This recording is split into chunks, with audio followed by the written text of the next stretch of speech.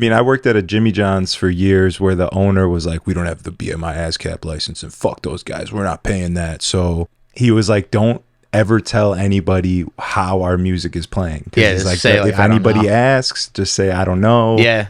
And then I've also DJ'd at spots who are like, they had DJs and then I think they changed their name and then they didn't switch the license over. So for weeks they had us in a back room where nobody could see the DJ. Just like hidden, like in a closet. They had security cameras on the wall so you could see what you were doing. You could see the crowd and shit, but you're in your own room just DJing because they didn't want to get a ticket. That's crazy. Shouts to a state. I was about to say. And all right. Battle raps cause I've shaken grown men to the point that they can't even face their own friends. That's why they rhyme about jewels, not life, cause the ice on which they skating is so thin. Welcome back to the Party with Strategy podcast. Very special guest. I love being able to host out-of-towners. You're here often, though. You're almost a resident. Yeah, might as well be at this fucking point. Yeah. We got Mr. Crispy Cuts himself, the Don of the land, the Slaughter Boy. Oh, Bobby BOOSHAY. That's good. Actually, if I need to, that's actually a pretty good tagline. You like that? Slaughter Boy. Not you the Water Boy. That? Yeah, while I was taking a piss, I was trying to think of something. Well, I'm glad you're thinking of me during then. It got a little weird, but we made it happen. Fucking hell. How you feeling? I'm good, man. How are you? I'm good, bro. Been up since fucking 6 a.m. Tried to take a nap in between.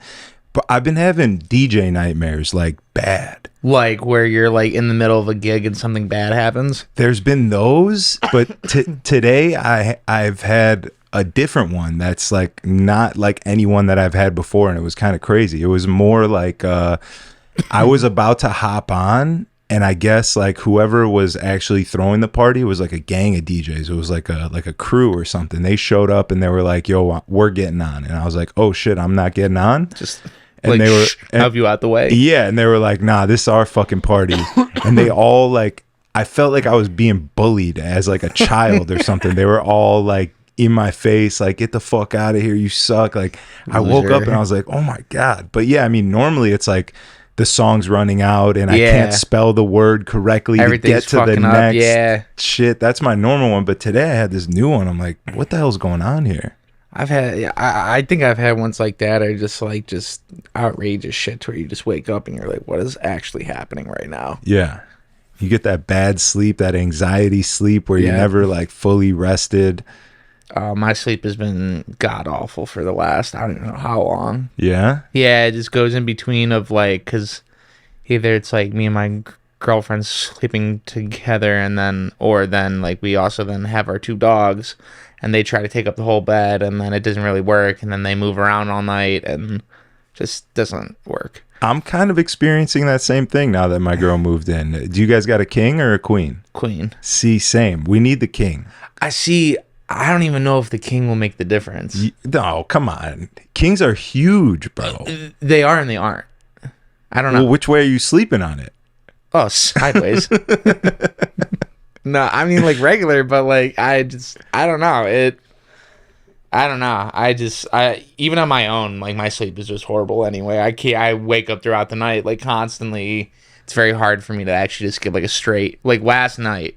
So I was in a hotel last night. I like woke up. I like went to bed around before midnight, shockingly for once. Woke up probably like 3 a.m. Just up, fell asleep again for like a little bit longer. Woke up at like 4:30. Fell asleep. Then like it's so on and off. It's bad. It's bad, bro. Yeah. We got this late night life. Have you always been a late night dude, or do you push yourself to stay up for work? No, I can stay up. Like it doesn't even like bother me. Like I've noticed recently after all the COVID stuff, like it was almost like a reset to where like I was like a maniac to where, which like I still am, but I can like run on like 2 hours of sleep. Like, you know how if you're at a thing where you do a gig and, you know, whatever, you got to go catch a flight, your gig ends at like 3 a.m., say, and then your flight's at like 5. Mm-hmm. You're like, all right, well, or at like 6 or something like that. You're like, all right, I'll just stay up or like something like that or whatever. I was like I'll usually try to sleep for a little bit and then just go. And then if I'm out super late and then I gotta wake up early at like 6, like I'll do it no problem. Like, well, now it's more of a problem, but before I could run on like an hour of sleep and like no issue. Yeah. Now it's like, Now you're getting old. yeah. I guess that's what it is. Yeah, just getting old and just being like out of it. But yeah, I used to be able to just, and I could do it like days on end, and like I don't like do any like drugs or take like Adderall or anything like that. I've like never done any of that, and I could just go. Yeah. Like I'll just have like a coffee and then I'm like cool. Like that's it. Which like I'll still be able to do it, but it's just like not what it was. Yeah, I feel that. I feel that. I mean, I've always been a late night creature, bro. Just since I was a child, sneaking downstairs when I was little, seeing what my mom was up to down there. Yeah. Just always wandering, never wanted to go to bed. Pretty much. And I'm still the same way. Like my girl goes to bed at 11 maybe. I'm like, yeah, I'm playing Rocket League till 3 a.m. No, that's like literally like that'll happen to me. My girl will be like, all right, I'm like let's go to bed. I'm like, dude, I'm like nowhere near tired. Like I'm just sitting there on my phone. She's like, what are you doing? Like just go to bed. I was like, I can't. Yeah. Like I'm just up. And sometimes I'd fall asleep early, 10, 11, whatever. And then I'm so used to being up late, I'd wake up at 2 a.m., 3 a.m., and then I'm up till fucking 8 a.m. Yeah. Now we're in the weeds. Well, yeah, and then at that point, you're like, well, I might as well just stay up for the rest of the day. Yeah. Like, there's no point in like trying to go back to sleep Yeah. because now there's shit to do. So what is your official title other than DJ extraordinaire? Because you're doing a lot with the Forward group, right? You're the John Boy God. John Boy God. What? Tell the people what your official title is. Are you entertainment director for Forward Group? Is that what it is? Yes. It's like, it's so much shit at this point to where, so yeah, like entertainment director, like kind of fully / like I'm helping Dante to like do whatever. So just like backing him up, overseeing different things, entertainment, music director, booker for, I mean, I guess that falls under entertainment director, but for like multiple of the venues, whether it's John Boy stuff or the Welcome to the Farm stuff. Another thing, I handle all the music licenses for every single property we own.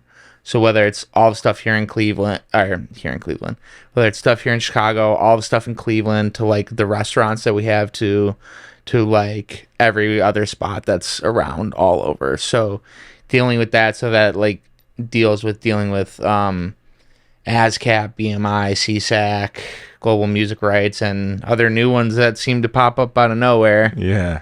And that's like a nightmare and a half because it's so complicated. Like I think they pay like their people to literally look for people that are opening new venues. Like we just opened, like before one is even open, they are already emailing me saying, hey, we saw this is opening. Are you ready to set it up for ASCAP? Yeah. I'm like, no, it's nowhere near ready. Collectors. They're coming to collect. Dude, they're like the mafia.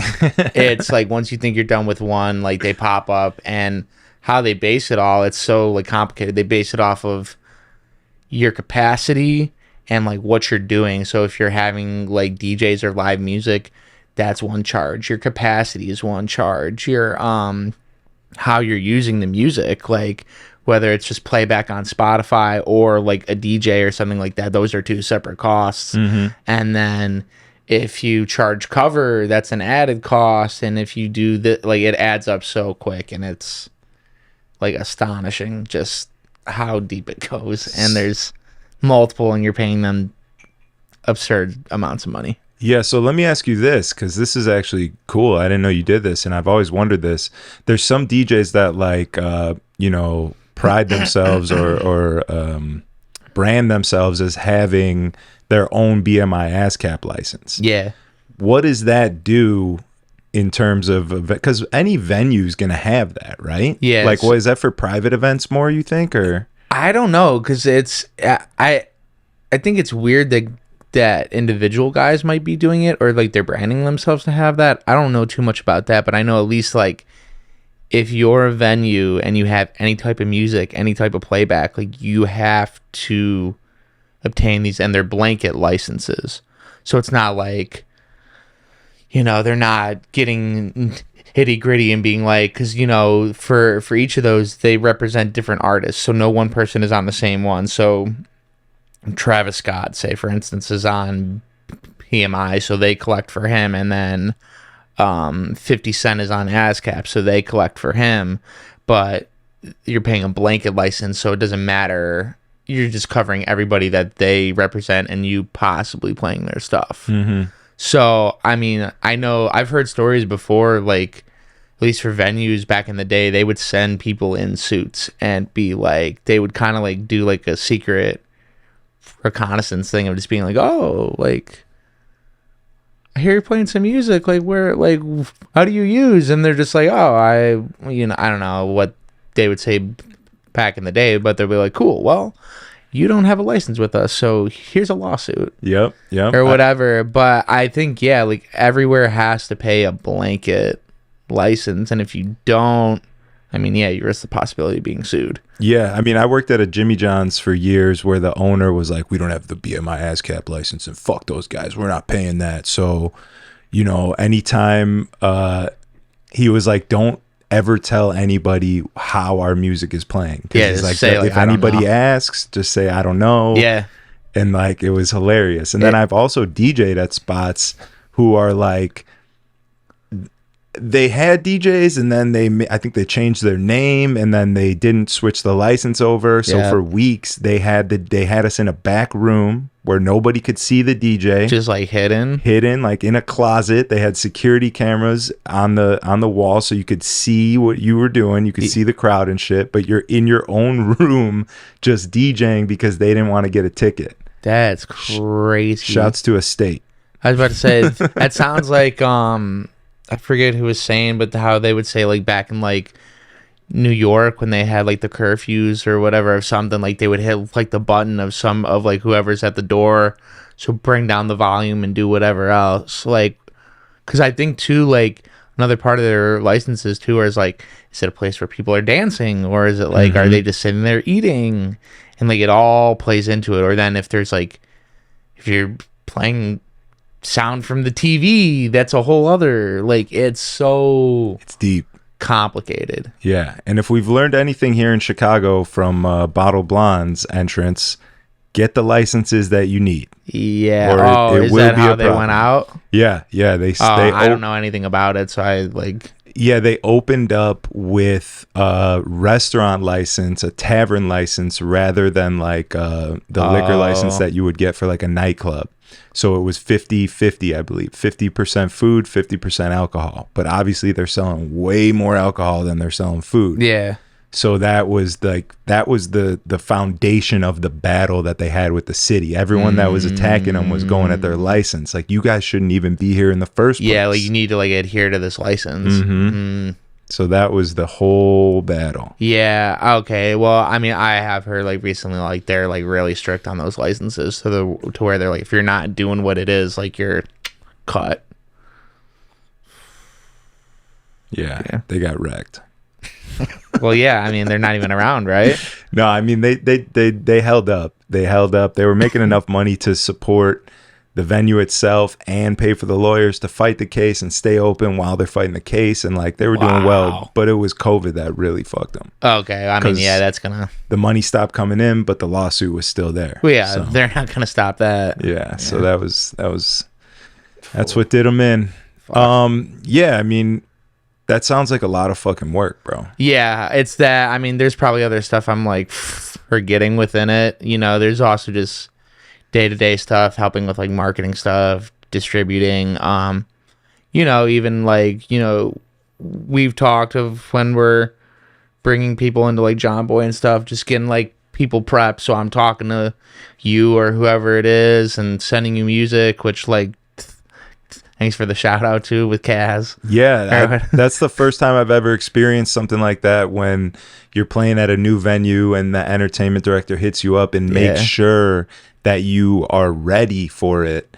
You sent me mixes to listen to. You sent me gigabytes worth of Dropbox folders full of music. Yeah. And like, it felt really good because it felt like you guys wanted me to succeed. You know what I'm saying? That's, I mean, you know, sorry not to cut you off how I did, but yeah, like, we're definitely like, we want, John Boy is such like, it's more niche than a lot of places, and we're pretty particular about it. So I want you to go in and succeed, and then at that point, you know, I'm giving you all this stuff, and if you can't succeed or like figure it out, then that's on you. That tells me, or it tells us, you know, I don't know, maybe you're not doing like your prep or your due diligence, because I mean, at that point, you have all that stuff. There's kind of no excuse to like not be ready or like completely smash it. You know, first go anywhere is always kind of like a little iffy because you're trying to get your footing, and when you're actually there, it's a little different. But yeah, our goal is just to prep people and like make sure you're ready, so when you come in, you do it and you nail it how you should. Yeah. You know, I mean, and then I think it's obviously a little different because not every entertainment director is also a DJ who gets it, who's actually in it too, you know. So it gives it a little bit of different perspective.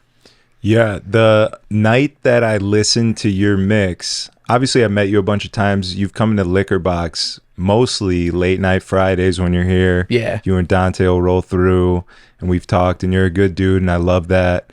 And like, that's all I really need to know. You know what I'm saying? I like somebody based off the fact that they're a good person. So when I was going to listen to your mix, I go for a bike ride, I throw your mix on, I'm like, all right, let me see what this guy's playing in here. Yeah. And you started getting crispy with the cuts, and it just it excited me, bro. And the mixes were fire and everything. I was like, oh shit, this dude's like a fire ass DJ too. So that was like, okay, I see what's going on here. Talking out of my ass. Not even I mean, you've never been like, I'm the shit. You know what I'm saying? Like, I don't even know. I'm like, he's a good dude. That's it. That's all I need to know. You could be the worst DJ in the world, I still like you. You know what I'm saying? And then I threw that on. I was like, okay, all right, we're talking. I felt like at that moment we really connected because we were speaking the same language. Yeah. You know what I'm saying? The cuts were nice. They were in, and it's not even like the technicality. It's just the pocket that you were in. It's the way that you know how to come down on the volume fader with it to mix it right. Like, you could just tell everything through that, and I needed that I got all the information I needed right there, and it was fantastic. Oh yeah, no, I appreciate that. I'm definitely like somebody that's like, you know, I'll let the work that I do or whatever speak for itself, you know.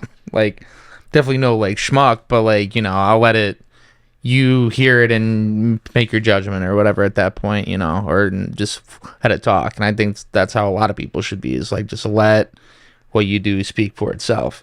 Because if you do good work and, you know, it's quality and it makes sense, sounds good, that'll take you farther than anything of having to explain it. Yeah. You know? And on that note, I want to know a little bit more about Cleveland and the music that you were brought up on and shit. Yeah. First of all, do people in Cleveland call Cleveland the land? Is that a thing? Because I had two homies that grew up on Cleveland Street, and they would call it the land. Yeah, I mean, yeah, it's definitely more. I would say it's taken precedent, especially just because like the Cavs have been using that as like a big slogan, and obviously LeBron, all for the land, and whatever else you want to say. But Okay. yeah, I mean, I would say so. It makes sense just because of the ending of it. But yeah. Yeah. I never put those two together until like later in my friendship with my boys. Shouts to Diddy and Shanky. They'd be like the land, and then I was like, oh, they're fucking talking about Cleveland, the street they grew up on. No, yeah, I mean, I would say definitely as of late. I mean, going through it all, I would definitely, yeah. Were you pumping Cleveland hip hop back in the day? You were hitting that Chip the Ripper or what? Yeah, that's my dude. I all the throwback Cleveland stuff is like shit that I love, and I like hate that because I'm only 28, so when like Chip and I don't know how familiar you are like with a lot of it, so but like if you even think of Al Fats, you probably know who that is. I don't think so. I knew Kid Cudi and Chip the Rip was all I really knew. So you do know Al Fats because you remember the song called Came Down. It was in Madden. I done came down. I done came down. No, no, no, no. That's like one of the biggest like anthems from there.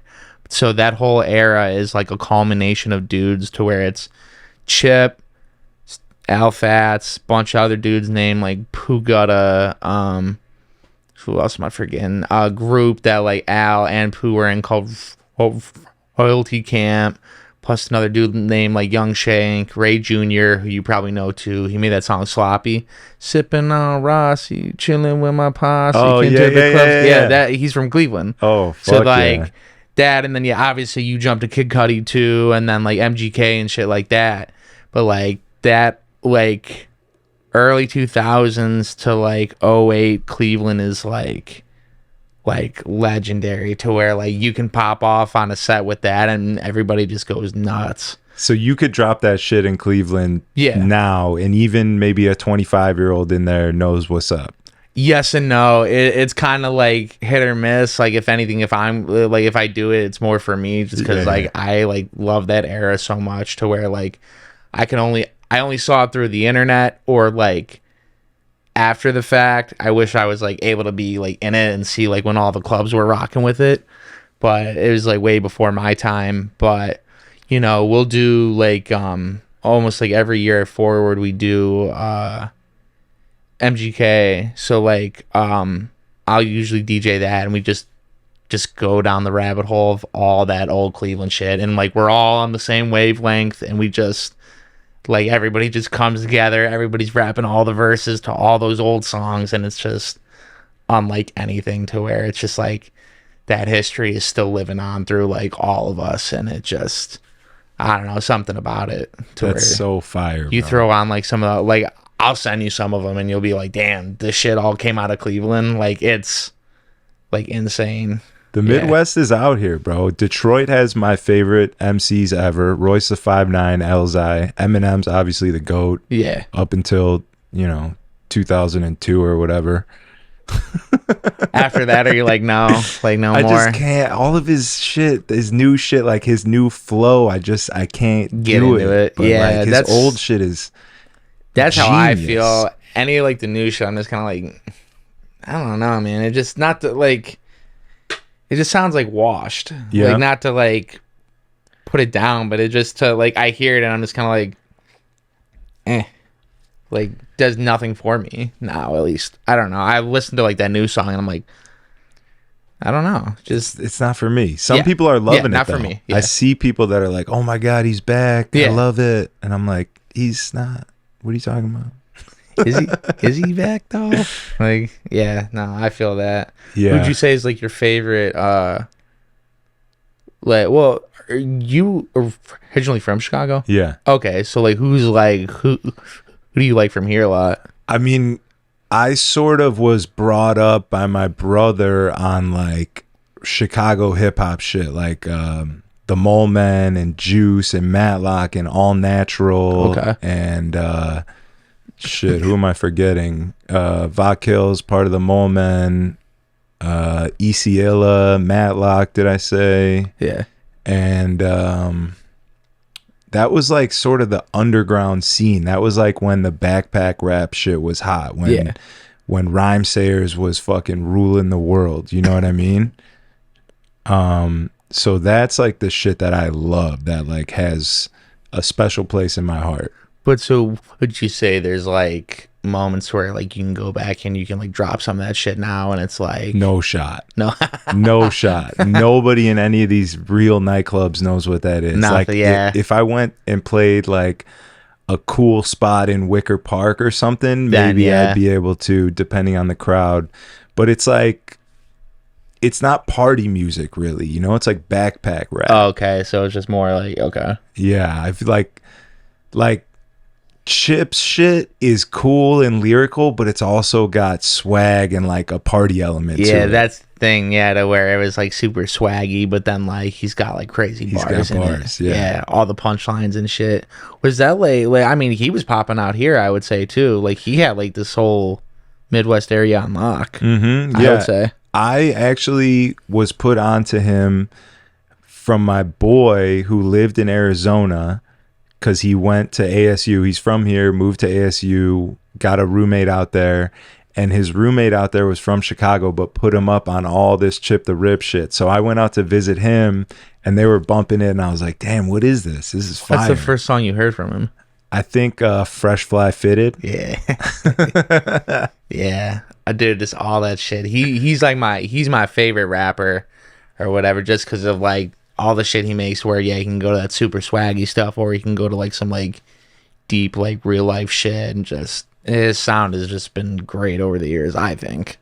So I've enjoyed it. Just like everything that he drops, from all that classic shit to like all of his new shit, just sounds great. Yeah, there's still a couple. My brother's got this playlist that I listen to all the time. He put me up on like all the music I know. He's always adding shit to it. There's like new Chip shit that pops up on there. Yeah. Crocodile. What's the new alligator or something? No, so that. Oh wait, so did you just hear that for the first time, is that old?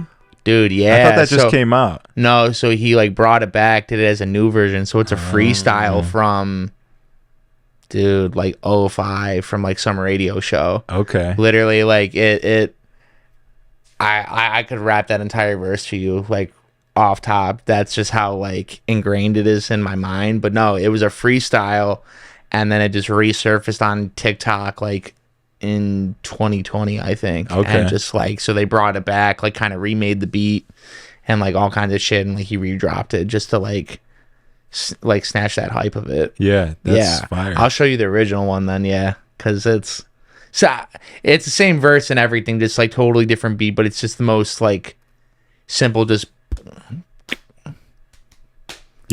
like whatever. Yeah, I'll send you a bunch of that shit. It's hell yeah, that's fire, bro. Yeah.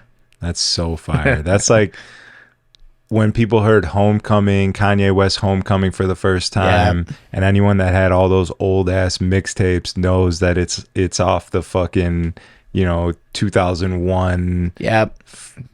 You know where it all comes from. Yeah. It's well, like that old verse. I mean, Cleveland's a big mixtape city. Like, what is it? 5 mixtapes like started there. Like the dudes that made it are from Cleveland. Okay. So like we like ran all that shit or whatever. Or Cleveland ran all of it. So like it all bubbled from there. I mean, live mixtapes was like the spot for the longest time until like Epif and all those came around. But I mean, they're still around like doing like extra shit now to where they're like becoming like an actual like streaming platform too. That's sick. Yeah. That's tight. I didn't know that. What else were you listening to? Like all the classic hip hop shit, Tribe, Gangstar, Nas, all that, or was definitely like I started to get more into it once I was in like college. Like obviously, like, so context of that, I mean, this probably sounds bad, but like around 2015 to 2019, it's like, but obviously I already knew about like all that, so like Pac, Biggie, Tribe, and all of it, but I never like delved super deep into it. So around then is definitely when I like got more into it. But even when I was younger, my music taste was all over to where like before even starting to DJ, I was like playing guitar. So like I wanted to learn a bunch of like heavy metal shit. So like Black Sabbath. I don't know. Trying to think what else. Black Sabbath, everything like that, like old school, like classic rock, hard rock, blues, like everything like that. And then slowly just started getting into like more rap and like EDM stuff. So like before like the dubstep bubble like popped, I was like super into that. Getting into like drum and bass and like drum step and shit like around that time, and then slowly more rap and hip hop throughout then. And then now it's been a lot of like house music and everything like that, to where I'm just going like through the motions. Now I'm actually starting to enjoy country music, which is weird because for the longest time never really cared for it. It's taken over, bro. Oh, it's fucking huge. It's gonna have another massive. I mean, it's having a massive wave right now, but it's gonna go even bigger, I would say. Yeah, it's But going hard. I definitely enjoy it more now. I don't know why, but It's we're coming into the EDM era. yeah. How do you feel about that? I mean, the girls like country, and they Yeah, kind of yeah. dictate whatever happens in the club. So you play to the girls, and you're Yeah. gonna win. Yeah. So I agree. I'm not mad at it. Yeah. I for a long time hated country because, I mean, to be honest, it still all sounds the same, really, to me. Definitely. I think there's a little bit because it's now they're actually like taking like influence from like rap because they got kind of like the trap beats in it and like stuff like that. But some of the people sound like super good. Like I think all of Morgan Wallen stuff is just like A1. He sounds great on everything. Yeah, and I think for DJs, the collision of stems and the heat of country music is really what's gonna do us right. You know Yeah. what I'm saying? Because it's, I don't know, where would you even find country edits? They're making them now more, but like all the classics and shit like that. Like, who has a huge library of like DJ friendly country shit? I don't know, but with the stems, Yeah. it's way easier to mix. No, it's definitely way easier to mix. I mean, obviously, like I think EMS has like a good back catalog to where I've been able to go back in there and they're constantly adding like new shit too. And some other like pools are picking it up, here and there, but it's definitely still like a challenge to where you're definitely having to like just hit up like homies, be like, hey, I need some country music. Yeah. Or whatever. But no, Yeah. a lot of more people are making edits and mashups of it with like classic songs and like a lot of the country stuff. So it's out there. You just gotta dig like anything. Yep. I'm getting a lot of cool house remixes of country shit. Yep. Like, not so much EDM style, but more like tech house-ish fun Yep. stuff. I think they call it trailer house.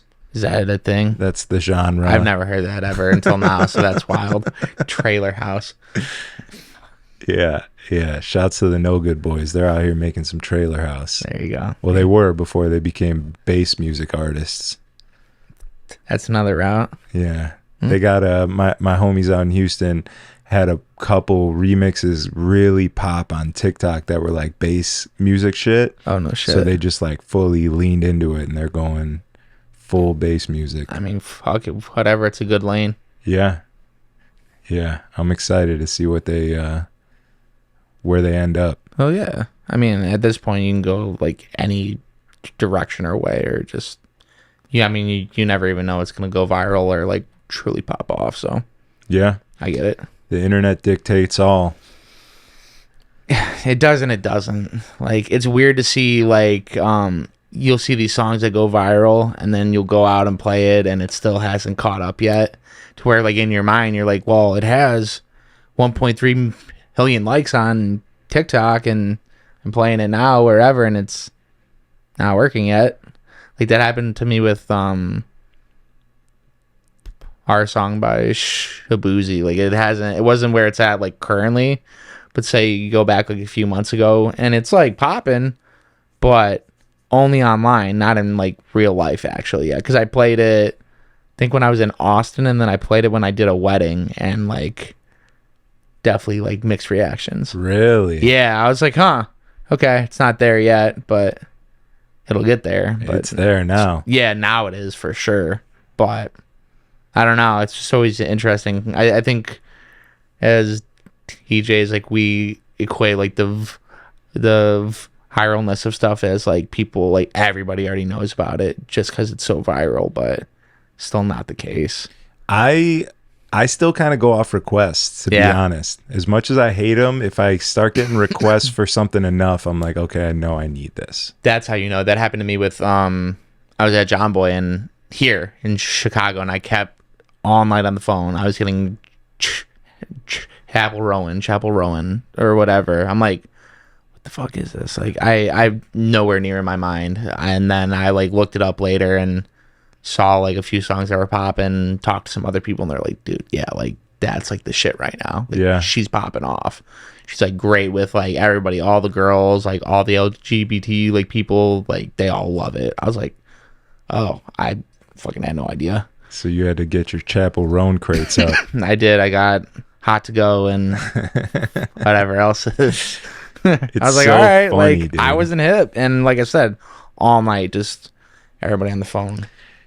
Do you find yourself trying to bring that John Boy energy to other spots? Because it goes so fucking hard at John Boy, like a song like that, or like a disco edit, or you know, some crazy sing along that just goes absolutely nuts in that room.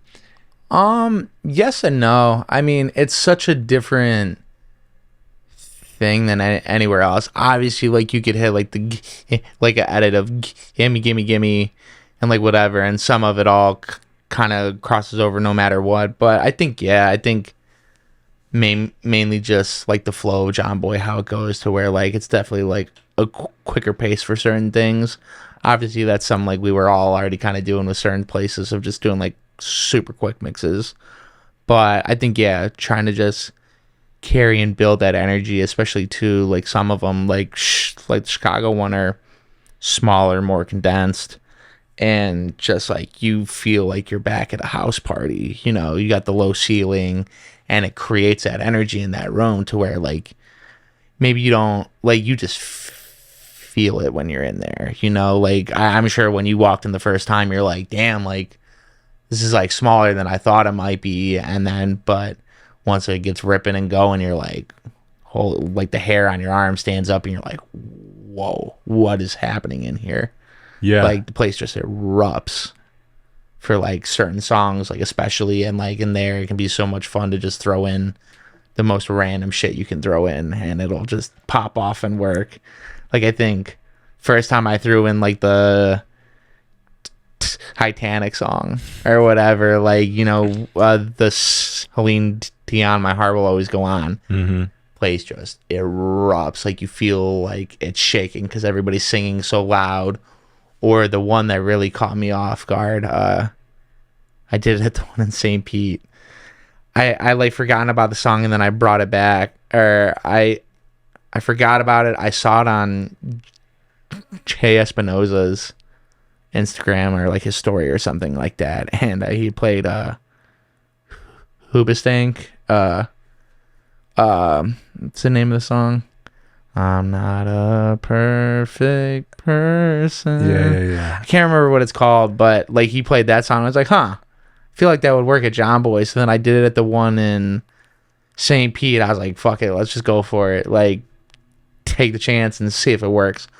Place erupted. Everybody like lost their mind. They're like, holy shit, this is happening. That's crazy to me, bro, that all those young kids know that shit. Sometimes I'm in there and they're playing crazy shit that I know because I feel like I know it because I'm old. Yeah. And then all the 24, 25-year-olds know it. I'm like, how? Yeah, no, it's like astonishing when some of that stuff to where you're like, you really probably shouldn't know this because nothing in today's society would tell you about it unless you're going to go and dig. But people are finding it. They're going back to all the throwback stuff. All that early 2000 stuff is hotter than it's ever been. And you know, you see all the classic disco stuff pops off like never before.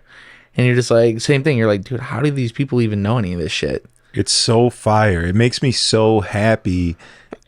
And that's why I asked, like, if you try and bring that to any other place that you play, because that's what I'm like, this shit goes so hard in this room, and I want you guys to know that like this music works as well. So I'll like sometimes try and throw some random shit in that I know would go hard in there. Yeah, it usually bombs, but but at least the like room. John Boy it's the room. It's the experience. It's like setting you up to do that. Yeah, well, yeah, you know when you're there, whether you're just as like a regular person or like as the DJ, to where you're like, cool, like they're not exactly like expecting this, but you know they want those classics, and then you can take it and take those little bit of chances of like the most like random shit, but it's a big sing along. Even another one was like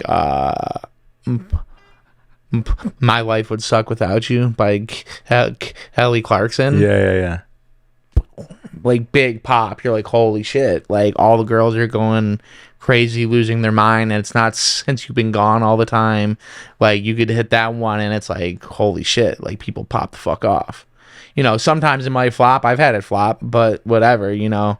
That's why you're thinking of the next one. You're like, all right, it might not hit, but if it does, it will. Yeah. So, and it's also about how you sell it too. If you're not into it, they're not into it. Yeah, 100%. It's crazy how that works. I know. If you're not fucking feeling the song, they can sense that. They can smell it. Well, dude, it's like, I mean, have you ever like had like recently of like a lot of the new hip hop, you play it and you throw it in and you just sit there and you just cringe to where you're like, dude, this is not fucking it. Like that would happen all the time when I would play WAP, like by Cardi B. I would like throw it on and I'm just like, ugh. Like I don't know. This is just like whatever. Like the one time when it was like really bad, I doing a wedding. They wanted that as their last song of the night. Yeah. I'm like, you sure? Like that's kind of wild. They're like, just do it. I'm like, okay. Played it and like they were all going off, but I'm just sitting there like tucking behind the table like, mom of the bride's gonna come over and she's gonna kill me. Yeah. Like I don't want to be here anymore. Hopefully all the adults are way too drunk to notice what's going on. I mean, that's pretty much what it was. Yeah. But I was just like, they're all looking at me. They all hate me. Yeah. At least like all the older folks or whatever that are still there. I'm like, oh dude, they probably think I'm like a horrible person now.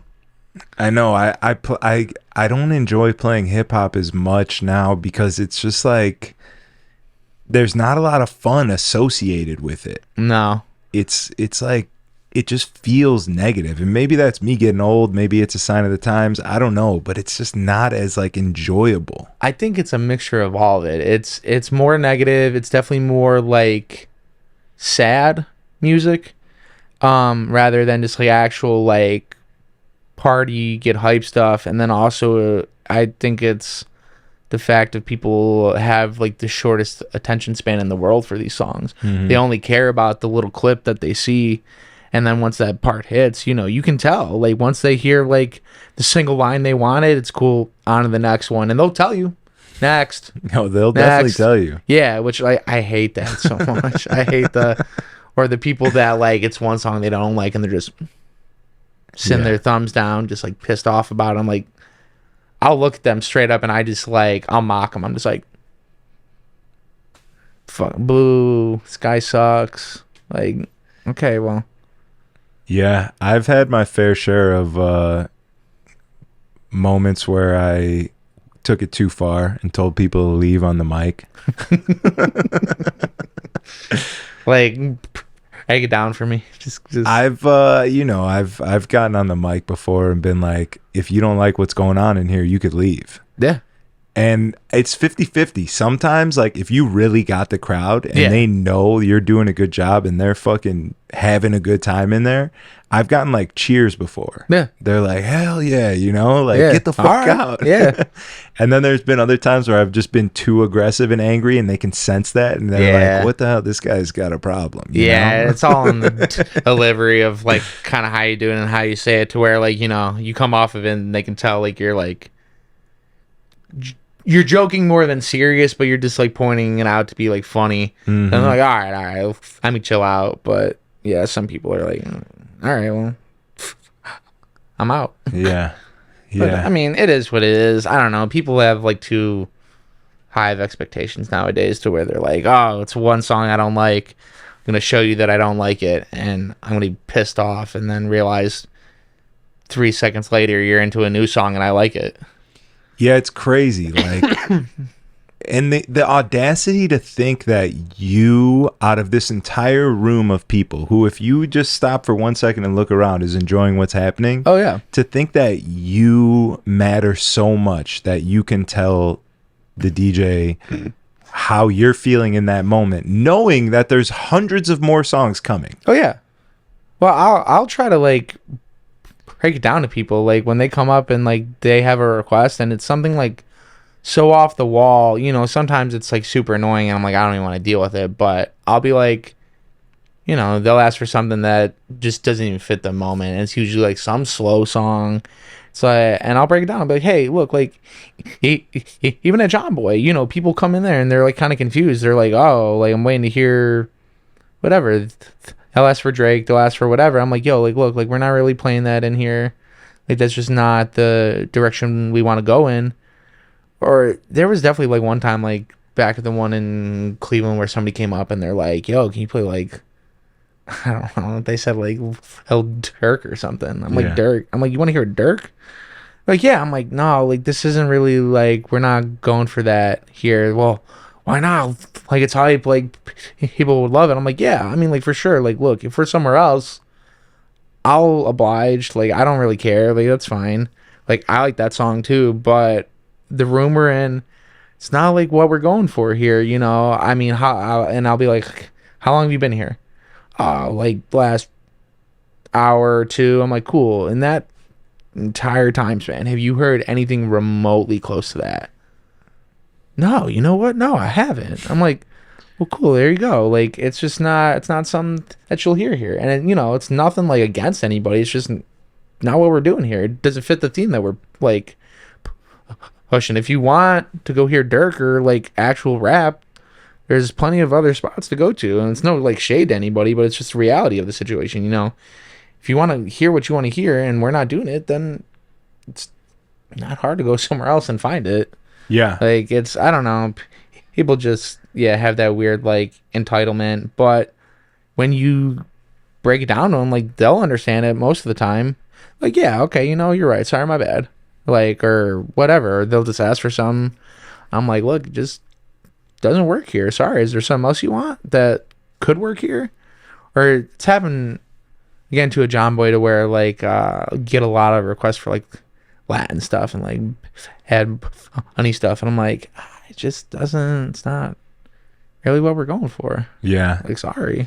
Someone needs to make a Bad Bunny disco mashup. I have one, and I played it for some people that asked for it, and then they just kind of stood there and they were like, that, bro, nothing makes me more angry. Like, if you want to come request a song that is so clearly outside of the realm of what is happening in this room, and for some reason the DJ decides to do it and help you out, and you don't fucking, you better buy a bottle. You better go absolutely nuts. You better take your shirt off. Something better happen. Or like you do it and they're like, cool, and you about to do it. I'm like, do you not hear it right now? Oh no. It's insane, bro. That's the one that always blows my mind, of like, you'll play the person's request and they just don't even like, doesn't even phase them. It's on. I'm looking dead at them. Oh, I know. That's what I do. I watched you walk back to wherever the fuck you're hanging out, and I'm putting this song on, and I'm looking for your reaction. Yeah, I want to see you go crazy. Since you're going to tell me everybody's going to lose their mind at this. Who's losing their mind? Not you. Yeah. And that's a huge part of DJing, for me at least, is like, especially at a spot where you're a resident and you know certain people. It could even be a bartender or a server or something, but you know a certain song is going to set someone off. You know, there might be a server who loves, I can't even think of a song right now. I'm brain dead from not having sleep, but they love a song, right? And you play it and they go nuts. They start dancing. It gets them into it. Yeah. That's like a chain reaction to then get other people, you know, the little surrounding area sort of into the night, and more people having fun. And that spreads in. To do that, to pick apart certain things, like, all right, I'm going to play this to set them off. Yeah. I'm going to play this to set them off. And it's going to all come together soon enough. Yeah.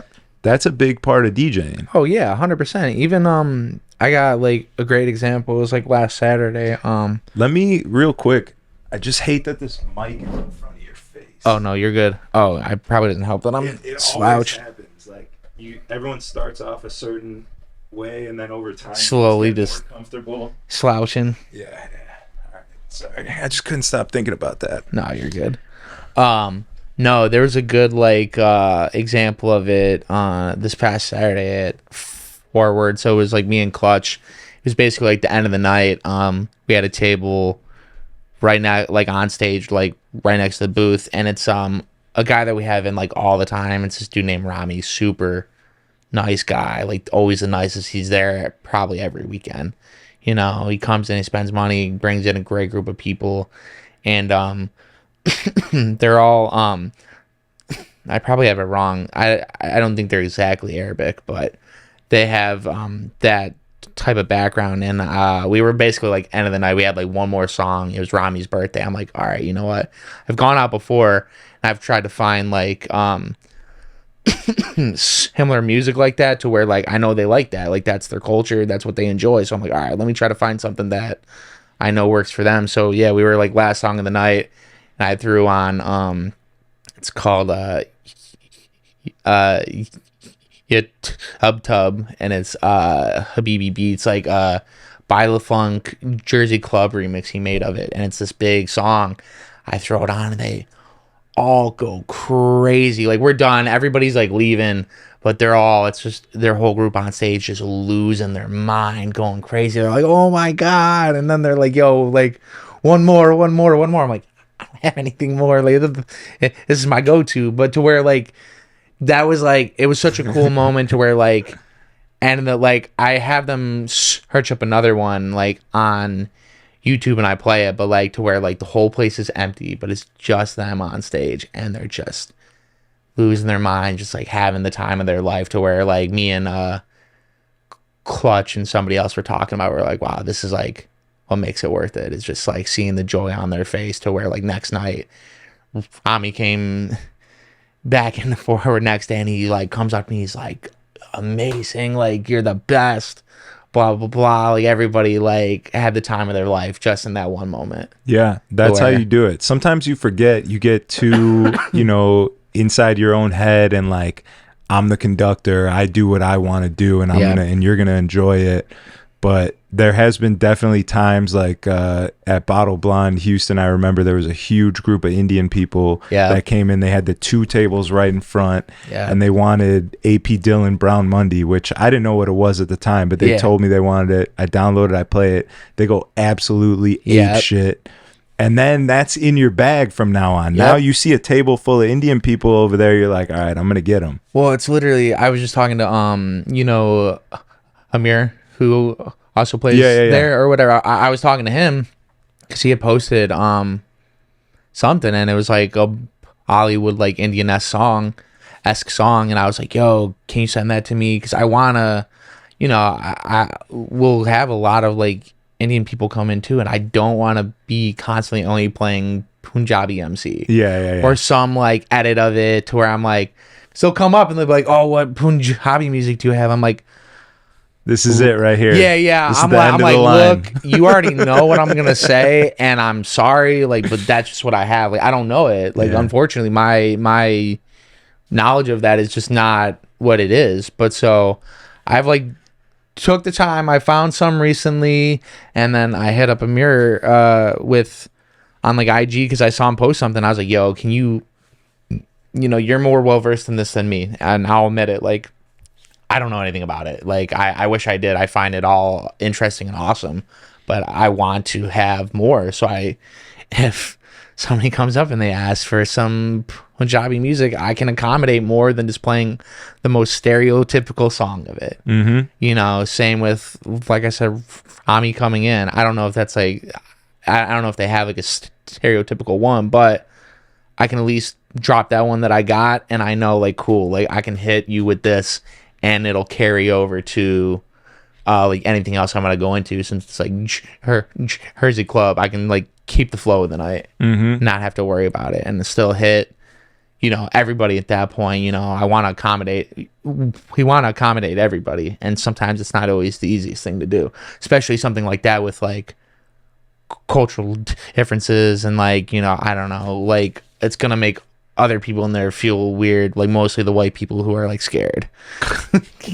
But whatever, who cares? Like, it's something for them to like, we're trying to have everybody have fun. Yeah. And if that's something so small that we can do it, I think it's so worth it. Yeah. And the actual excitement of the group of people that are enjoying the song is, contagious. Yeah, it's So infectious. you may not even know the song, but if they're going so hard, you're like, damn, this is fire. Maybe I should know this. Yeah, exactly. You know? You'll take the time to then go do more of the research, and that's like what I want to do. Like, I want to find more of it. Yeah. You know, I don't know, well, you know, exactly what they're saying or what's good, but I'll ask them for the suggestions and go from there. Yeah. Yeah. I've definitely been a culprit of being an asshole and not thinking about the customer in the hospitality sense of what we do. Yeah. You know, like I'm a DJ. I've been doing this for 15 years. Yeah. I know what I'm doing, so watch and enjoy kind of thing. But watching The Bear recently, have you seen The Bear?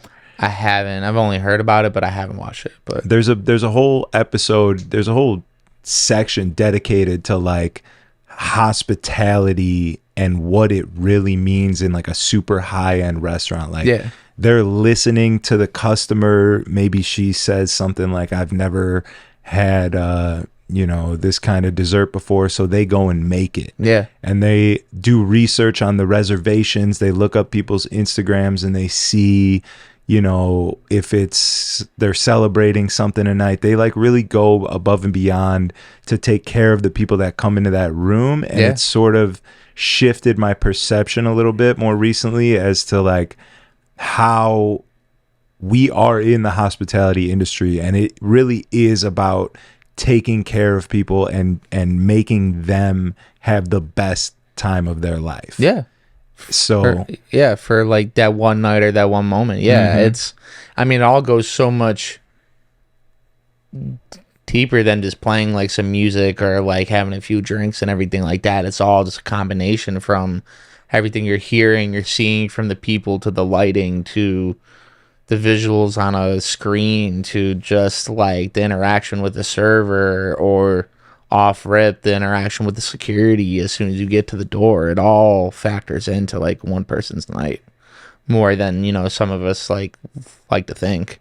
Or just, like you said, like, you know, you've had instances where you've been like more of an asshole to people to where you're like, damn, like maybe I should have just held it back a little bit or whatever. Or I could have just played it. Like I'm feeling like an ass. Maybe something happened earlier in my own personal life where now I'm letting that bleed through. Yeah. And they want to make a request and I'm just like, you know, but really I could just play it. Yeah. And it'd be fine. How do you I just thought of this off that, when you have like something going on like in life personally or whatever, then you got to go play, like what do you do to kind of like, because, you know, it'll affect us differently, like going into a night and like it might shake us up. Like how do you kind of go into a situation like that to where you're like, fuck, like I just had something happen, now I gotta go work and DJ and try to play cool?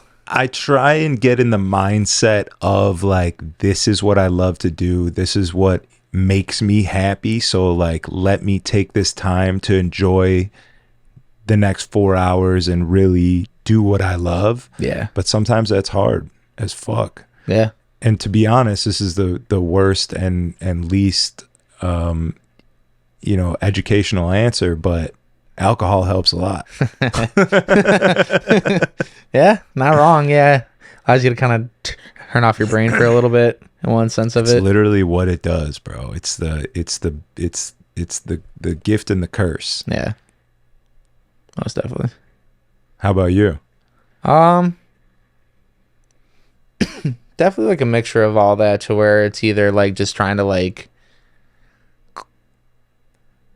clear my mind of like where I'm at. Cool. I mean, you know, whatever the situation is just happened. Cool. I'm going to go play now in a different situation. So let me kind of just try to regroup, breathe, and calm myself down. Yeah, maybe like have like a few shots here and there or whatever to like loosen up and get out of my own head a little bit, you know, because especially with stuff like that, you're already like multi-racing your mind of like, okay, fuck, I fucked this up, or this isn't, people aren't vibing, I need to switch it, I need to do this, blah blah blah. Like, you know, you'll overthink like crazy. So stuff like that. And then if I can get into like the good groove and just like catch my stride in the moment, then it'll kind of all just go away. Yeah. Panic mixing is, I mean, if there's one thing that just haunts me forever, it's a panic mixing scenario. Yeah. Something that I'm thinking about for fucking months after it happens. Yeah. I can't get it out of my mind. I'm like,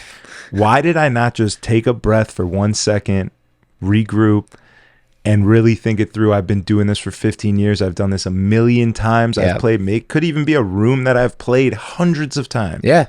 And I'm like, for some reason, I just was in my head, and they weren't feeling it, and I wasn't feeling it, and we all felt it together, and I just lost it. Yeah.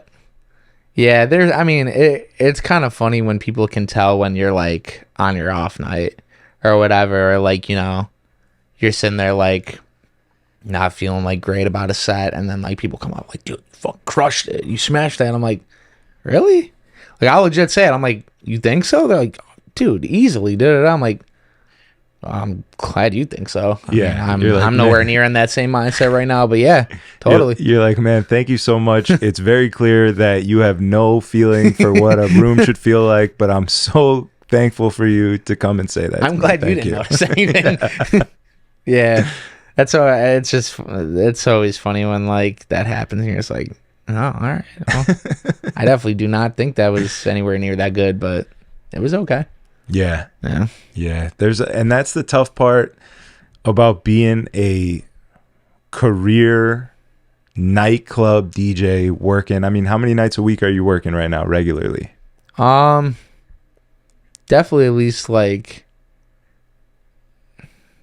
Friday, Saturday for sure. Then like some Sundays, but like within that, it could be like multiple gigs in one. So I think it was like, I mean, this past weekend for like the 4th, it was like I had Thursday during the day, then I had one like day party ended at 6, and I had to go be at one of our other spots like pretty much right after. Like I went home, showered and whatever because I was disgusting, then went there for some time, and then got done around 10 p.m. or whatever, then went home. Friday had to be back during the day, play during the day, then play at night. And then Saturday some point during the day, I think, and then back at night, and then Sunday all day too. So it was just like boom, boom, boom. But I mean, it's been similar before to where it's like, cool, I'll do 2 on Thursday, 3 or 4 Friday, 3 on Saturday, and then 2 to another 3 on Sunday. Yeah. Just boom, boom, boom, boom, boom, boom, boom, go, go, go, go, go. And you're giving out, you're at the center of the room, and you are trying to give yourself to these people to maximize the amount of energy in the room. Yeah. And at some point your battery runs out. Oh yeah, definitely. I think that's something I've learned too, to where like I would say like yes to everything, or like, yeah, I'd just say yes to 4 gigs in one day. Sure, no problem. And now I'm like, all right, I don't need to do that anymore. Yeah. Like I've done it. I've been doing it for years on end, and now like I can actually kind of just be like, no. Yeah, it's a nice I'm not feeling. gonna do that now. I'm gonna go do this instead, and I'm gonna take some time to be at home and take a nap. Yeah. Whatever else. The 2 greatest feelings that I have come to realize is turning down gigs and turning down pussy. Oh. Hold on, I gotta piss so bad. The Party with Strategy podcast has a brand new sponsor. Make sure you guys go check out Rendezvous Limousine Services for any of your travel needs around the Midwest. It's the best you can get, top notch. Let's be honest, everyone's a little sick of buying Ubers, getting charged for Uber X's like they're black cars, and you know, the market's just not what it used to be. You might as well go with your best bet, Rendezvous Limo Service. They got party buses, they got Sprinter vans, they got Escalades, they got Navigators. Only the best of the best. Make sure you check out Rendezvous Limousine. You can find them on Instagram at RNDZ Limo, or their website, Rendezvous Limousine. If you're grammatically challenged like myself, Rendezvous is RENDEZVOUS. And we might as well do limousine as well. LIMOUSINE. Rendezvous Limousine. Best you can get anywhere you want to go in the Midwest. Airport pickups, drop-offs, party buses. Just going to see a friend. Do it in style. You know what I'm saying? let's get back to the episode. Thank you guys for watching. We're back. Sorry, my small bladder strikes again. It's heading for everybody. But yeah, saying no to things feels good. Yes. When you're first DJing, you're like, can't believe you're making money. People are paying you to do this. You're like, I do this shit for free. And then you just take everything and anything. Well, yeah, because you don't want to like miss out, or you're like, all right, well, if I do this, it could maybe lead to this, and it could do this, and it could do that. Which, I mean, like, true here and there, but also at the same time, like, you gotta kind of know your limit. And either you find out one way of like, it's like, yeah, all right, I need to say no, or you totally crash and burn, and then it's even worse. Yeah. And I've found that through, hard work and taking all the gigs and building your brand and spreading your name around the city and all that shit, when it comes time for you to make that switch where you're like, all right, I want to DJ less. I want to focus more on particular places that enjoy me and I enjoy those rooms, and you have good relationships and things, and you have these talks with management or owners or whoever it may be, you can get a little bit of a better rate and play less, but not lose out on a bunch of money. Well, I think agreed. And I took away from the last podcast with Kaz, like when you guys were talking about it, of like how you were saying man, what were you saying? It was like something similar to that, to where you're like, look, like, I don't want to, like, if I can make more money and DJ less and be home more and just like, have this home life, like all the stuff with your girlfriend, I realized that, like, that's more important, not having to say yes to every single gig. And I like really, like, I don't know, it like hit me a lot more to where I'm like, yeah, okay, I need to, or realizing like the gigs aren't, that's what it was, realizing like the gigs aren't more important than, like, DJing isn't more important than everything else or the people around you. Yeah. Which, like, is definitely something I like lose track of and like don't exactly like push forward, especially like when you're in a relationship with somebody else. I definitely put it or ahead at times a lot than how I should. Yeah, for sure. And I took that away from the last one to where I was like, damn, all right, yeah, that's definitely something I need to be more proactive about. Yeah, any girl that I talked to, I mean, there wasn't many that made it to like girlfriend status over the last fucking 7 years when I was just grinding and trying to slap stickers on any titty I could see. But the ones that did, I mean, I would tell them like straight up, like, yo, you are my number 2 priority. Yeah. Like, I love you, whatever it may be, but DJing, my career, that's number 1, and it will always be that way. That's how I felt at the time. Well, it's tough because it's just, we're all trying to be the best in one sense. We want to get to the top. We want to get all the best gigs. We want to go out to like Vegas and all the big places and do all of it. And like, yeah, I mean, it's a very selfish job, or, whatever you want to call it. But yeah, I think it comes to a time with, like how you said, where you need to realize, like, okay, look, like it's not all that it's about.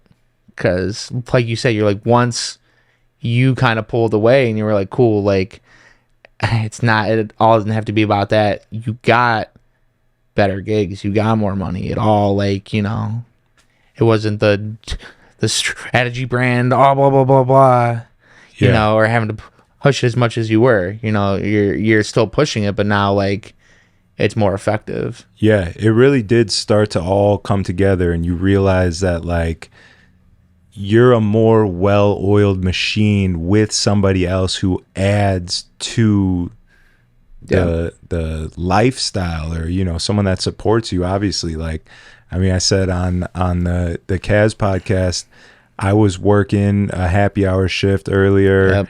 I came home, I did the pod with him, we went out, we partied, whatever, I worked. It was I was already booked up for the day and night, right? And then me and my girl were going to Scottsdale in the morning.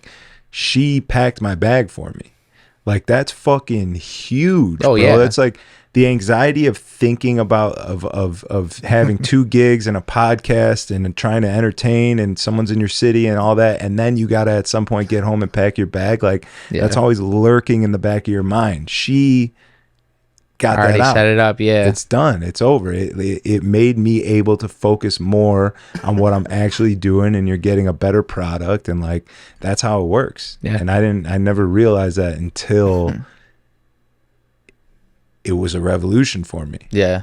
I'm like, oh shit. Well, yeah, it's where you kind of like step away and you're like, all right, wow. So I need to, if I give up a little bit of the focus on this, put in other aspects, it'll come back even more. Yeah. And speaking of Vegas, how was the pool party? It was cool. It wasn't. I keep telling everybody because like they'll all ask me like, oh my god, how was it? It's Vegas, blah blah blah, pool party.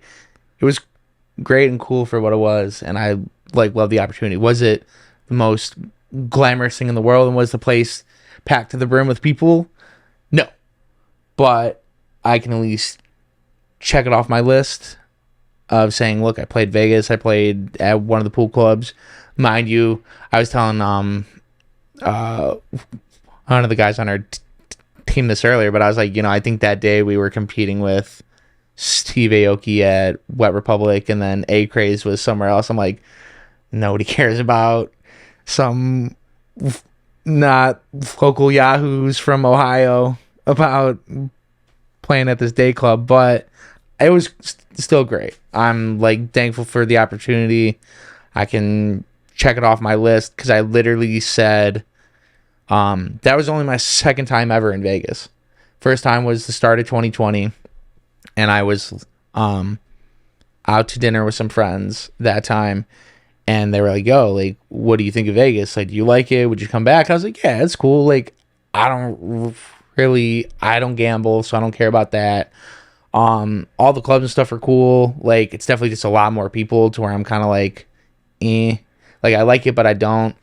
And it's just more expensive, like whatever. But I told them, I was like, yeah, I'd come back. But next time I wanted to be to play and get paid to be here.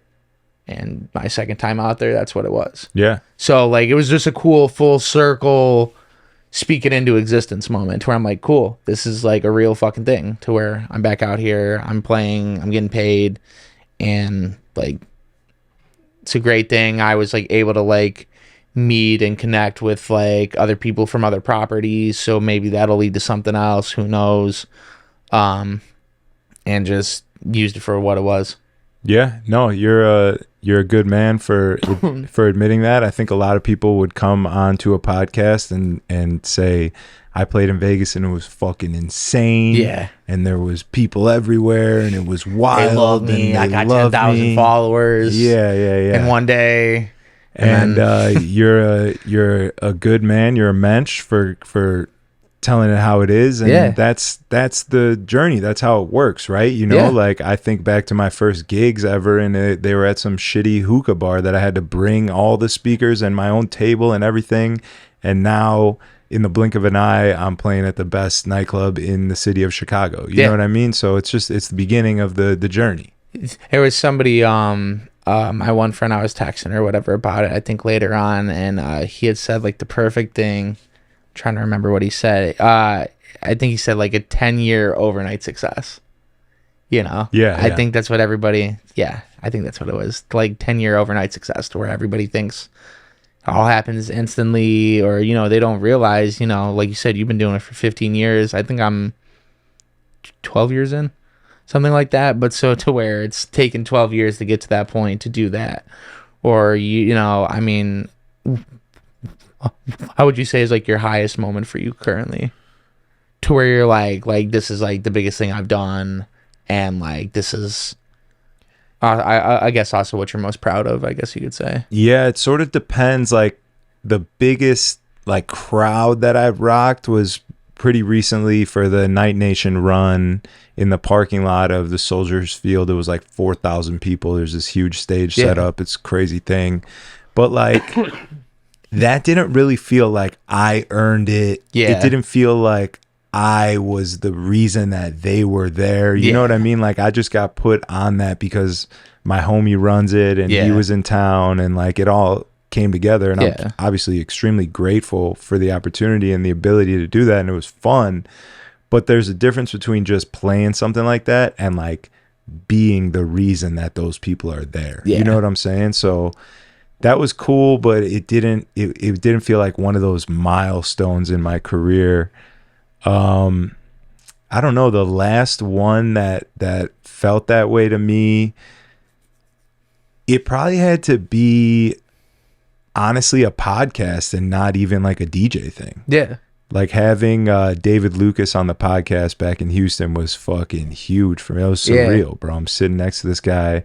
We're talking shit, just chopping it up. Like, I was about to say, he's dope too. He's hilarious. Yeah, he came out to the club. We partied. It was great. Like that was huge for me. I was like, damn, this is tight. Yeah. But I don't know. One of the biggest, most memorable times that I can remember in DJing was when I got to play at El Jefe for the first time, because to me that was such a unattainable thing. Like, I was a 21-year-old kid in Arizona driving a fucking stretch limousine for college kids that cost $3 a head to get in, and you had to have like 10 people. So it was a $30 ride, take them out to the bars. And I've been DJing for like, I don't know, 2-3 years at that point. I'm dropping people off in Old Town. Still fresh. I'm not even like making money at it, you know what I mean? And I'm looking from the street inside a Jefe, and I'm like, damn, how sick would it be to DJ there? You know? And then it's a St. Patty's Day in Chicago. I just DJ'd legit 12 hours, 7 a.m. to 7 p.m. Wrecked, bro. I'm at home. To be completely honest with you, I think I just jerked off. I was ready for bed. I was spent. Every ounce of energy and liquid in my body was outside of me. And I get a text from drunk ass Jesse Seeley. Yo, can you come play Jefe? Like, I can't, or I don't want to, or someone didn't show up. I forgot what it was. And I'm just like, need help. Like, please. Fuck yeah. Yeah. Like, fuck yeah. Yeah. This you're is like, all I've ever wanted. Time to jump. Yeah. St. Patty's Day. It's wild. It's rocking. Yeah. Like, that was fire. Yeah. I'll never forget that. I mean, I think that's a big thing is being like in that moment, you felt like prepared, right? Because you've been eyeing that. You're like, cool, that's what I want to do. Like, and whenever it comes, like, I'm ready to jump. Yeah. I think that's what like a lot of guys need to do too, is like just be ready for a call, man. And just like whenever it can happen, just go and jump, man, because that's what you got to do. That's the only way like you'll make some shit happen. I mean, that's kind of even like how it was with Vegas. Like, Dante texted me like the week before, Thursday night. I was supposed to leave to come here the next day, and he texted me probably at like 1 or 2 in the morning. Hey, you want to come play in Vegas next Sunday or whatever? He's like, they'll cover your hotel, blah blah blah. You just gotta get the flight. I was like, done. I'm there. Yeah. So it's like it's one of those things where it's hard to say no. I love that situation. Yeah. I love a 1 a.m. Dante text. It's always something. It's my favorite. It's always something fruitful. It's always something nice. Yeah. How'd you first meet Dante? What was your guys' first interaction? What was it? It was basically I was in Cleveland. I was playing at like a bunch of other spots. Not a bunch, but I was playing at other spots in the city. And I got a text randomly one day from him. I think it was, I'm trying to remember how it went down. Basically, he like hit me up, and it was basically like, hey, you know, I got referred to you from some of the other local guys that we have at Forward, and like at the time, Magnolia. I don't know if you remember that spot. I played there actually with Dolo. Yeah, exactly. Yeah, so like way back. I mean, this is God, I don't even remember. Maybe 2018. Yeah. Maybe, I don't know, around then. But so basically, like, hey, like we you know, would love to have you at Magnolia. You know, would you want to come play? I was like, yeah, like I'm definitely down for it, you know. And it was just kind of like a trial run, and I was like, all right, cool. Like I can't fuck this up. Like I was like doing a bunch of prep, trying to make sure, and it was like midsummer, so it was kind of like forward was open, so over there is rocking, and then it's kind of just like the overflow at the time. So it wasn't like it was anything like super crazy, but just went in, did the best that I could, and like rocked it enough to where they were like, cool, like we'll have you back. I'm like, all right, dope. Like so then from that point on to where we're at now, same thing, just like, so yeah, through then, and then just obviously like slowly meeting him like through when he would come into town. And just my goal, like when I got in there, was like, cool, I need to step it up, I need to do better, I need to become a better DJ, because I felt like they had a higher caliber of guys, from whether it was like the local or they're bringing in like dudes like you or like Vice or, you know, Conflict, Spider, The like gods. top, yeah, like to where it's like, okay, like, you know, you need to step up your game. And like that's kind of what I did. And like throughout the years, I just like try to stay consistent. If I got the call to like come and do something last minute, yes, and just, you know, proving my worth, essentially just showing like why, like, you know, you can count on me, you can give me these larger gigs, I can do this, like no matter what you throw at me, like I'll be able to do it, to where like, you know, whether it's opening for a house artist like Loud Luxury or Little John, or doing a night with a Boozy or whoever you want to throw at me, like I can do it, like no questions asked. You don't have to worry about anything. Yeah, that's tight. Consistency and reliability go even further, I think, than DJ abilities, but to have all three is, oh yeah, no, you're I mean, fucking in there, baby. obviously, yeah, if you can hit the trifecta, but I mean, yeah, just being reliable is like the best. Like I would say it'll put you way further ahead. And then just being able to, yeah, like go in and do a good job, like that's what matters in the end. Most of all, I would say, is just doing right by the room and doing a good job, because that'll keep you around longer.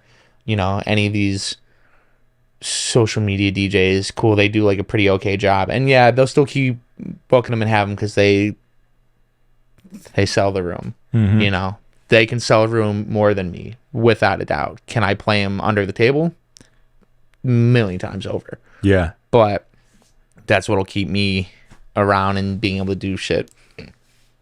Is that, at least, I think. Yeah, no, that's definitely, you know, the whole how many people can you bring in is just a phase. Yeah. Because that wasn't a thing for a long time. These nightclubs had their own brand, they had their own clout, they had their own ability to get people through the door. And what they were looking for was a DJ who could do work with those people that they already provided. Yeah. Someone who has abilities and skills and can read a room and all that.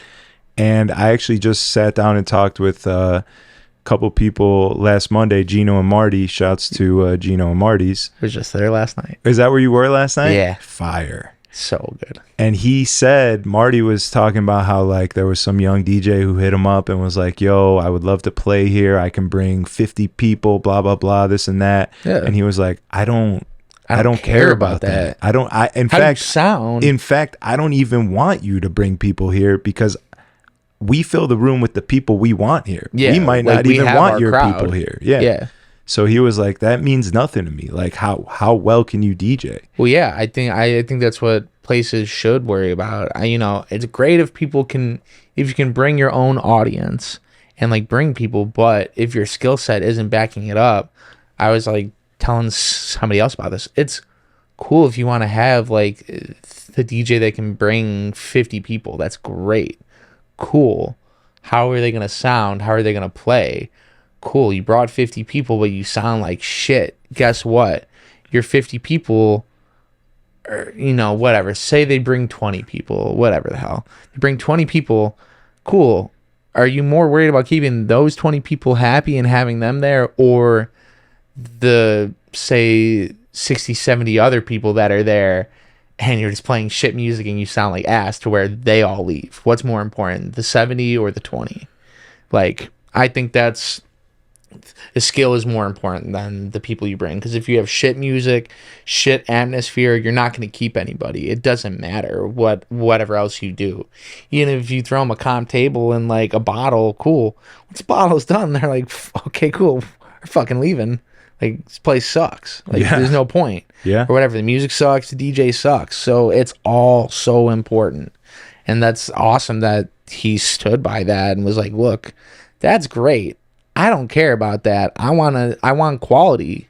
Doesn't matter how many people you have here that you're bringing. Like, you need to sound good. You need to do justice for the room. Yeah. And I think that's coming back slowly but surely. I mean, it's been, God, it's been, it when I first started hearing like how many people can you bring, had to be like 2016, 17 even, maybe something like that. Could have even been before that. You know, I wasn't really even in the scene that deep. But thank God that's sort of phasing out. Clubs are now realizing that they need to provide an experience and a real good product, which is like why you have a Good Night John Boy. Yep. It's why Tao does so well. Yeah. It's why anywhere that's doing well is doing it because they put in the work to present to you something that people enjoy, and they walk in there and they're like, holy shit, this is awesome, I'm coming back here. Yeah. They don't need a DJ to bring people in. They've already handled that. No. Now they need a DJ to do what a DJ does. Yeah. Like, just stick to the job that you're there for and just like totally crush it at that. If you do that, we all fucking win. We all eat. You know, if everybody does the role that they have assigned, if the promoter books the tables, has people there, the regular people show up, the bartenders are doing their job, pouring drinks right, doing it in a timely manner, security's getting people in safely, whatever, and you're playing good music, perfect recipe. That's all you need. Me and Dolo would always be like, yo, what? I don't understand why places are booking these influencers and people that have a following to DJ when they should be guest bartenders. Yeah. Throw them behind the bar. Yeah. People can talk to them. They can interact with their crowd. They can have a good time. Pretty much the same thing. It's a more fucking friendly, inviting thing. You're getting, it's not affecting the rest of the room. Well, yeah, and you're not sitting there like hoping to God that they do a good job with playing music. Yeah. And like, don't shit the bed or take the room where it needs to be. Instead of just people are standing around and it's crickets. Yeah. It's bad. Hell yeah. It's fucking horrible. How you feeling? You hungry? You trying to get some food? You still got a little Gino and Marty's in you? What's up? Oh, dude, I was so full last night. We got done and like we're just sitting there at the table and like I got like an espresso and it like brought me back to life kind of. I was still sitting there just like felt like a roll. Did you party at all or you just went no, after dinner was done? No, we like got done there, walked over to John Boy for like 30 minutes and I was like, I don't want to be here. No disrespect, but I was just like, I'm full, I'm tired, like there's no reason for me to be here. You know those walls all too well. Oh yeah. No, yeah, I don't know. No, it was just super low key. Yeah, how it needed to be. All right. Well, yeah, I mean, let's wrap it up and do some real chilling. And I got some music I want to give you. I remember you said you wanted some juke shit. Yeah, yeah. I want to give you all that. And we'll get some food and kick it and do the DJ thing. Dope. It's the best. My girl's out of town, dog. So daddy's free. Daddy's free. Come to Papa. Thank you guys for watching. I appreciate it. If you're on YouTube, make sure you hit the subscribe button, like the video, drop a comment. Algorithm activating activity. That's what we like to see here. And we'll see you guys next time. Peace. Anything you want to end with? Have fun and play good sets. Let's fucking go, champ.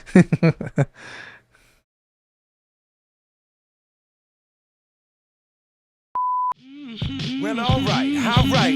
Battle raps cause I've shaken grown men to the point that they can't even face their own friends. That's why they rhyme about jewels, not life, cause the ice on which they skating is so thin. That's what I love about the human soul. It'll usually show when the truth ain't told.